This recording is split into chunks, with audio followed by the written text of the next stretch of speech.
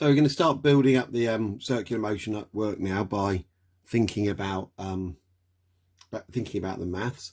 There's really only one central equation here. You will see there's a different version of it, but it's just the same equation with different variables, if that makes any sense.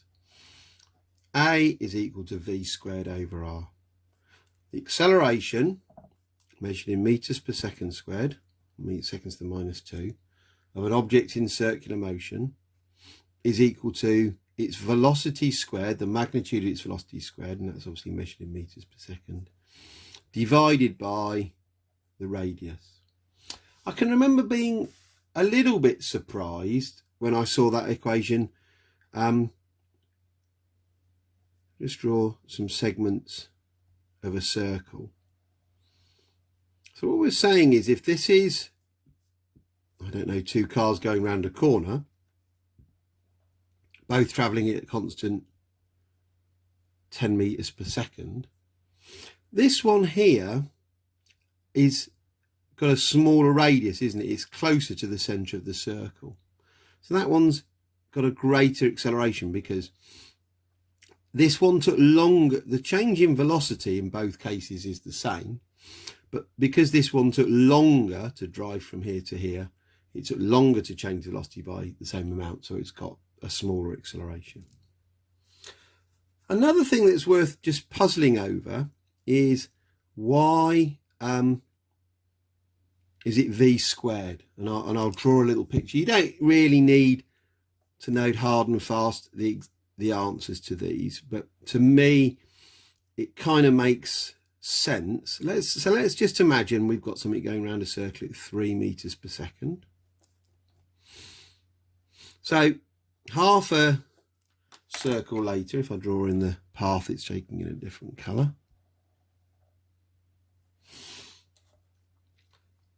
it drives around half a circle, which will take a certain amount of time. We could find that, we'd work out the length of that using, pi r, and then do speed equals distance over time. So it's 3 meters per second here. So in that half circle, the change in velocity, the magnitude of the change in velocity is 6 meters per second, because if we say took this direction as positive and this direction as negative, we've gone from +6 to -6, which is a total change of 6 meters per second. Now let's imagine it going twice as fast. So the first thing we notice if we go twice as fast is that the change of velocity is now twice as much, isn't it? Just as we expected. But if you're going twice as fast, the time taken to drive round this corner, say it took t seconds before, it now takes less time, doesn't it? It only takes t over 2 seconds because you're going twice as fast, but the distance is the same. So we're changing the velocity by twice the amount, but we're only taking half the time. So that would mean that in this situation we now have 4 times the acceleration, and that's why there's a v squared term there. So we're going to work on an application here, and we're going to think about the aeroplanes again, because I quite like those as an idea. Well, first of all, we're just going to get our head round why is the plane leaning over at an angle in such a dramatic way? So that's the plane kind of coming towards us. I suppose we better have some kind of air intakes, maybe some things under the wing. The pilot, she's kind of staring out at us, wondering why we're stood directly in front of her. So a plane's wings are designed to generate lift. And we can't, just so we're clear, this is the down direction. The wings of a plane generate lift, and they generally generate lift perpendicular to the surface of the plane. So here's our lift force, and hopefully you can see that force is going to have 2 components, isn't it?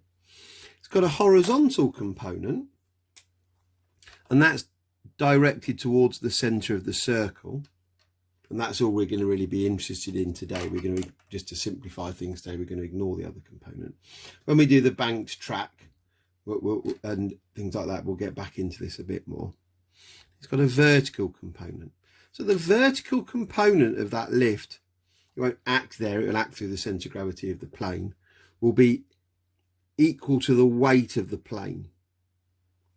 And this will be the force that provides the acceleration. Well, how much force is it? Well, it's F equals ma. A is v squared r, so you'll also see F equals mv squared over r. But we're not surprised to see that, are we? Because as soon as we know the acceleration is that, we know that if we multiply by the mass, then we'll get the force. Now, planes like this can have really quite big accelerations, and you'll hear people say that the plane can have an acceleration of 9g. So g is 9.81 meters per second squared. So this plane can have an acceleration of 9.81 meters per second squared times 9 is its maximum acceleration. So let's I'll do one example and then you can do the other. If a equals v squared over r, if that's the maximum acceleration, what I'd like you to find out is if the plane is flying at 150 meters per second, which is roughly half the speed of sound. It's a few 150, it's of the order a few hundred miles an hour, maybe 300 miles an hour. What radius turn will we need to get round that corner? So off you go. Pause the video. You got an answer? Quite a big answer? Let's see. R is equal to v squared over a. So we've got 150 squared over 9 times 9.81.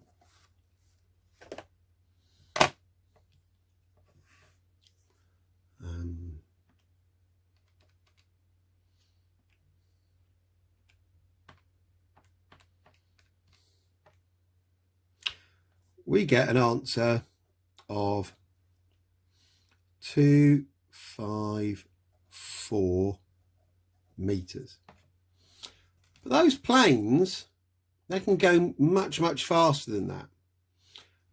So let's imagine, I'm going to get you to repeat this now at the plane's top speed. Okay.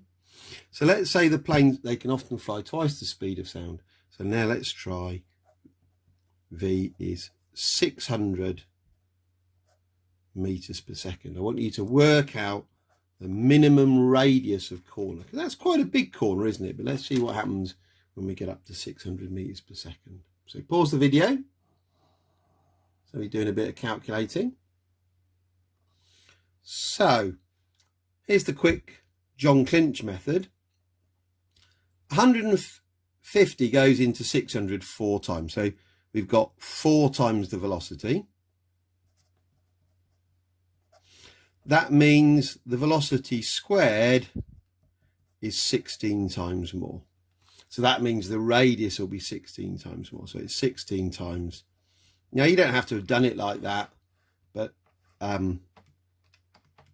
you know, that's the sort of sneaky thing they'll do in a multiple choice question. And we get the answer, 4,000 meters. So let's just think about that. You're out flying in your little private plane that you, when you've finished running your engineering company you've bought, and you're going that way, and you think, actually, I'd rather be going that way. So you do a big U-turn like this. So how far is it from here to here? Well, the radius is 4,000 meters. So that from there to there is 8,000 meters. That's 8 kilometers or 5 miles. You can't turn round in Newton. And all the time here, you've got 9 times your normal weight. You're fighting for consciousness. Now, I don't think the planes can actually sustain that, and they never would anyway. What you'd have to do is you'd have to slow down first, drive out the plane around the corner, and then accelerate off in the opposite direction.